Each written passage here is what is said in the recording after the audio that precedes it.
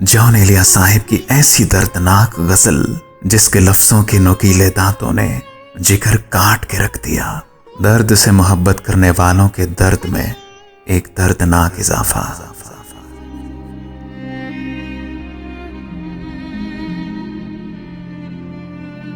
वक्त दरमाह पजीर था ही नहीं,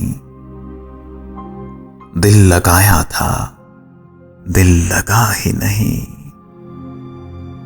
वक्त दरमाह पजीर था ही नहीं, दिल लगाया था, दिल लगा ही नहीं।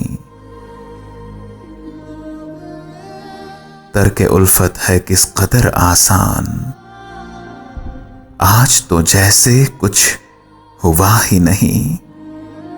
तर्के उल्फत है किस कदर आसान, आज तो जैसे कुछ हुआ ही नहीं। जिससे कोई खता हुई हो कभी, हमको वो आदमी मिला ही नहीं।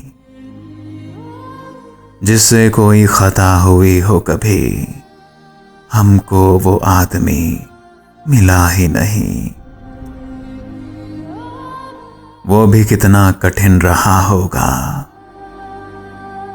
जो कि अच्छा भी था बुरा भी नहीं। वो भी कितना कठिन रहा होगा, जो कि अच्छा भी था बुरा भी नहीं। कोई देखे तो मेरा हुजरा-ए ज़ात,